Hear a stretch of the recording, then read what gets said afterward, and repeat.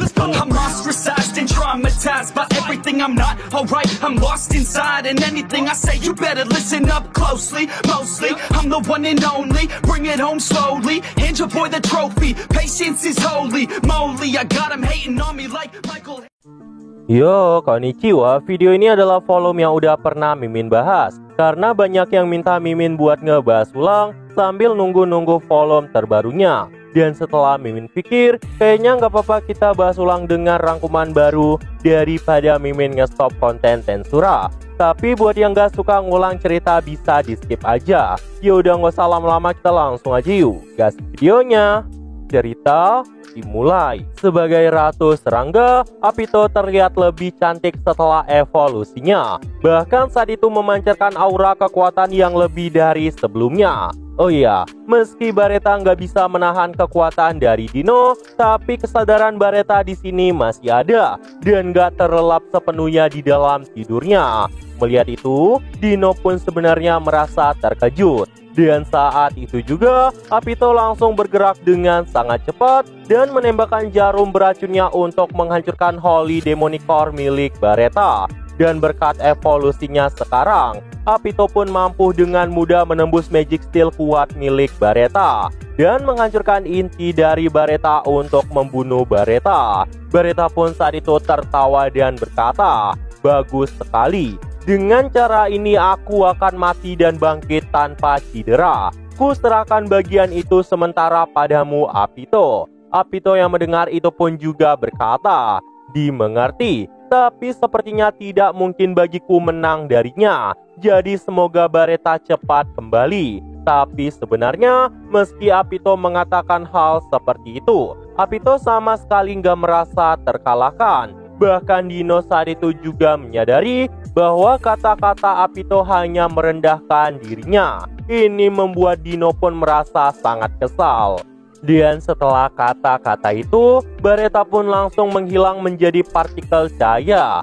Seketika setelah Bareta menghilang, Apito langsung melesat melebihi kecepatan suara dan menyerang Raja Iblis Dino saat itu. Pertempuran pun langsung terjadi menjadi semakin mengerikan. Meski Apito bukan tandingan dari Dino, tapi Dino nggak bisa membunuh Apito di labirin.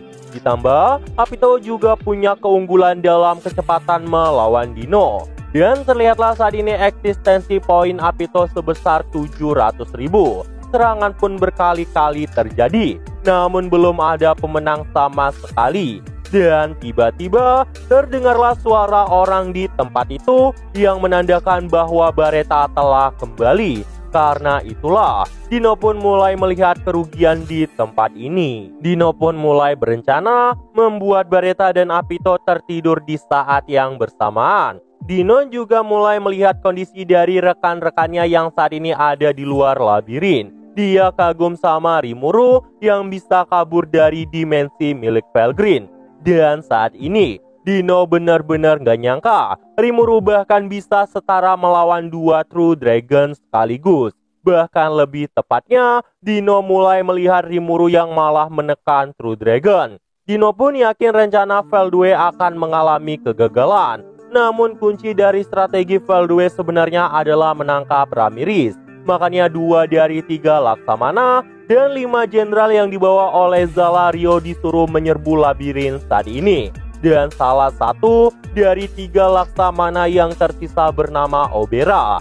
Namun saat ini dia lagi menjaga istana di kedalaman dunia lain. Tapi nggak lama setelah itu, Dino pun mulai menyadari kemunculan 2 rekannya yang lain. Itu adalah Pico dan Garcia yang lagi berhadapan dengan Gel serta Kumara. Namun di sini Dino sangat terkejut. Dan di tengah keterkejutannya itu, dia mulai mengungkapkan sebuah rahasia yang sangat penting. Dino kaget melihat keberadaan Kumara karena Kumara memiliki sekelompok binatang ilusi. Itu adalah hal yang sangat mustahil. Dengan kata lain, Kumara sepertinya merupakan garis keturunan langsung dari Infarek.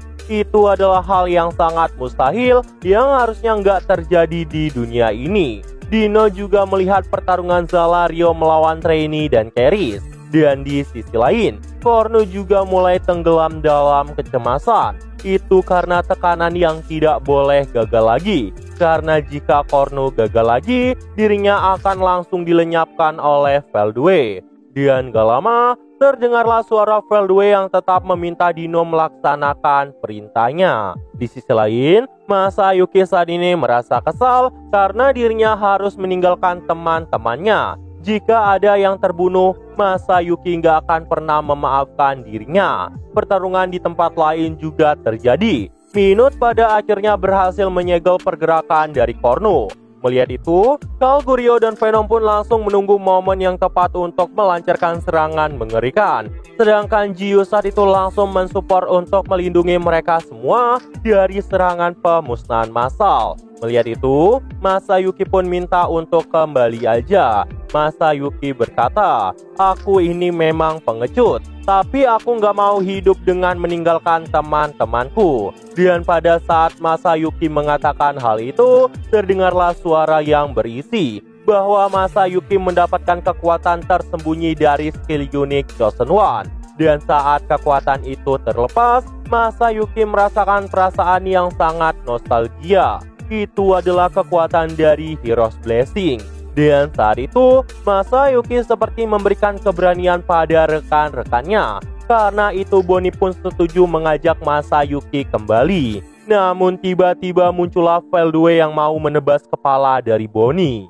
Bahkan Bonnie saat itu nggak menyadari apapun. Untungnya, Kronoa saat itu langsung datang menghentikan tebasan dari Veldue itu. Namun Veldue malah tersenyum dan berkata, "Aku tidak menyangka bisa bertemu pahlawan masa lalu di sini. Perkenalkan, namaku Veldue." Setelah mendengar nama itu, Kronoa pun langsung bertanya, "Jadi itu artinya kau adalah pemimpin para malaikat ini?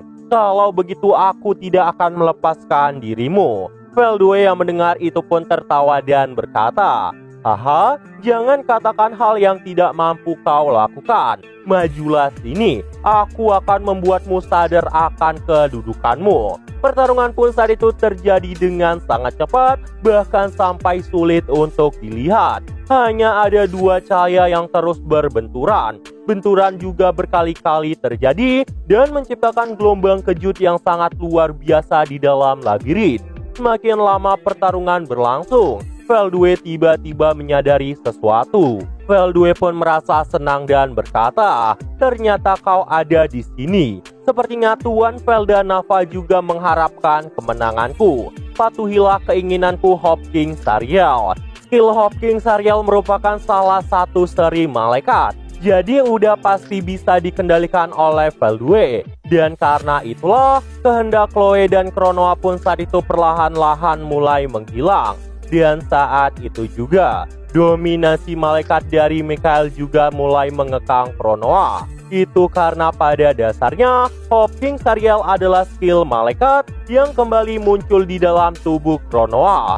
Kronoa pun akhirnya berhasil didominasi. Veldue pun saat itu langsung minta Kronoa untuk membantu Kornu melenyapkan Masayuki. Di sisi lain, semua pasukan yang melihat Masayuki tiba-tiba merasa yakin bisa menang. Namun hal itu hanya memancing kemarahan dari Kornu, tapi tetap aja sulit. Untungnya, Kronoa saat itu langsung membantu Kornu. Kornu pun berkata pada Kronoa, "Kuserahkan Masayuki padamu, Sariel." Dan saat itu juga, Kronoa yang telah dikekang menjadi Sariel pun mengamuk. Di sisi lain, Masayuki saat itu bingung kenapa Kronoa tiba-tiba menyebut dirinya sebagai Sariel. Masayuki menjadi putus asa. Tapi karena saat itu topeng dari Kronoa dibuka, Masayuki pun berkata di dalam hatinya, "Gadis ini terlihat sangat imut. Harusnya cewek ini nggak perlu memakai topeng sejak awal."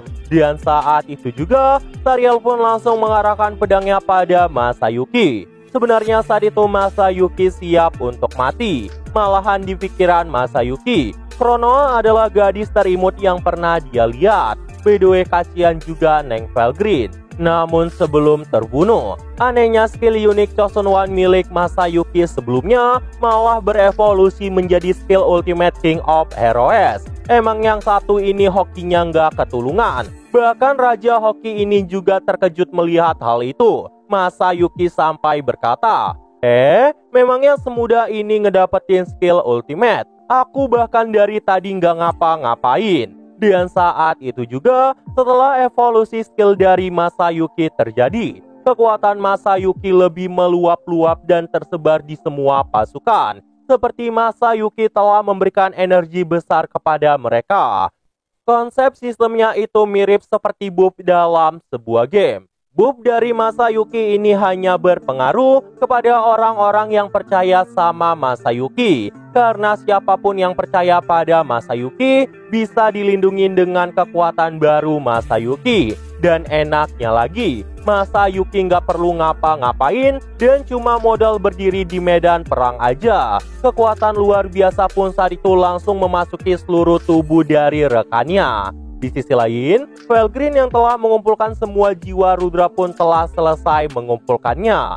Setelah menjelajah di berbagai dunia dalam waktu yang sangat lama, Felgreen pun mulai kembali ke dunia ini. Ya, meskipun di dunia ini baru berjalan beberapa waktu setelah Felgreen menghilang. Itu karena di zona waktu berbeda, aliran waktu nggak bisa dikaitkan sama dunia ini. Karena itulah, Felgreen pun bisa kembali lebih cepat dari perkiraan Rimuru. Felgreen pun saat itu muncul di depan Masayuki. Melihat itu, Kornu pun terkejut karena tiba-tiba Felgreen muncul di sana. Namun Felgreen yang melihat keberadaan Masayuki itu pun tersenyum sambil berkata, "Sudah lama sekali aku mencarimu, kekasihku Rudra. Aku selalu ingin bertemu denganmu." Setelah mengatakan kata-kata seperti itu, air mata dari Felgreen pun terjatuh. Dia pun saat itu langsung memegang pipi dari Masayuki dengan lembut, serta mencium Masayuki saat itu. Itu karena perjalanannya selama berabad-abad telah membuahkan hasil